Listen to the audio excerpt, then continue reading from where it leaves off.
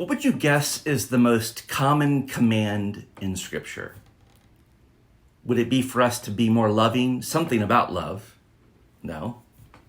Would it be for us to be more humble? Or even to walk with integrity? Well, as important as those qualities are, that's not it. The single command in Scripture that God gives us, the one that occurs more often than any other, can be summed up in just 2 words. Fear not. Don't be afraid. I'm with you. He says, be strong and courageous. You can trust me. Fear not. Now, why does God spend so much time commanding us not to be afraid? Is it because fear is one of the worst sins in the world? It didn't make the list of the 7 deadly sins. Why is God telling us to stop being afraid more often than he tells us anything else? I mean, does God say fear not so often because he doesn't want his children to feel uncomfortable, to be emotionally uncomfortable?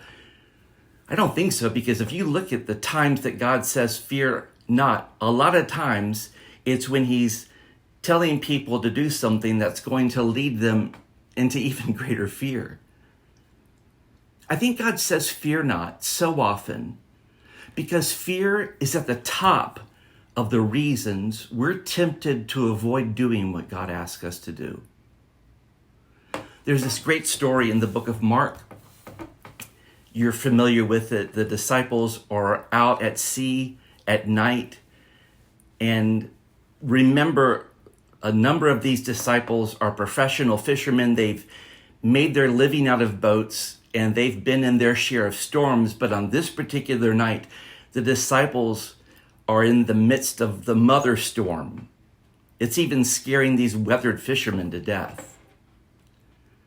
And in Mark 4, beginning around verse 38, we're told that Jesus is in the stern of the boat and he has his head on a pillow and he's sleeping. And his disciples wake him up and say, "Teacher, isn't it anything to you that we're going to die?" So Jesus wakes up and he tells the wind to pipe down. And he says to the sea, "Peace, be still." And I love this. Immediately the wind ran out of breath. The sea became as smooth as glass.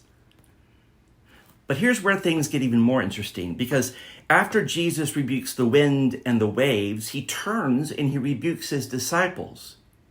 Mark 4, verse 40, he says, "Why are you so afraid?" Another way that phrase can be understood is, "Why are you such cowards? Have you still no faith?" Now let's just say you were in the boat that night and you got that question from Jesus. Why are you such a coward? Well, you might not say it, but you might think, Jesus, from all we could see, we were going to be buried at sea. But Jesus was calling for a deeper faith from his disciples. He was saying to them then, and he says to us now, even though it looks like your world is coming to an end, trust me, I'm in control. The command "fear not" appears some 366 times in the Bible. One writer said that's one "fear not" for every day of the year, plus an extra one for a leap year. God says fear not so often because fear can be right at the top of reasons we avoid doing what God asks us to do. And I believe the reason God says fear not so much is that fear will sink us faster than anything else. Fear shakes up our faith. It becomes the biggest obstacle to trusting and obeying God. Fear whispers to us, God's not really big enough to take care of you.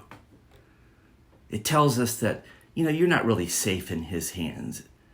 It causes us to distort the way we think about even God. But since there's no limit to the power of God's presence, There is no place we can go. There is nothing that we can do where God is not watching over us and saying to us, don't be afraid, I am in control. He says through the prophet Isaiah in Isaiah 43 verse 2, when you pass through the waters, I will be with you. Something that God continues to have to teach me is that I'll never know God can be trusted if I never risk obeying him. So, what is God calling you to do today?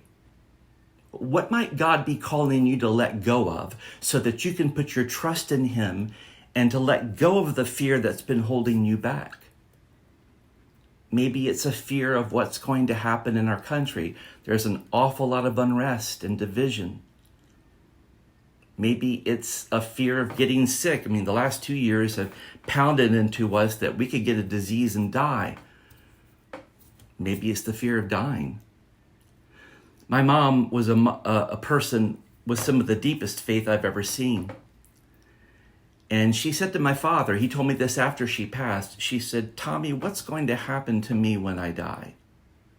When I first heard that, I thought, well, Mom knows what's going to happen, absent from the body, present with the Lord. But Dad said to me, no, what she was asking is, what happens to us when we die? We don't know.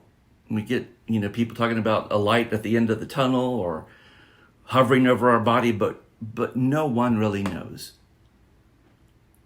So as much as we talk about being ready for death, there is a fear of what's going to happen. And God says, don't be afraid. Whatever it is that's on your plate today, my challenge to you is to listen to the words of God, where he says, fear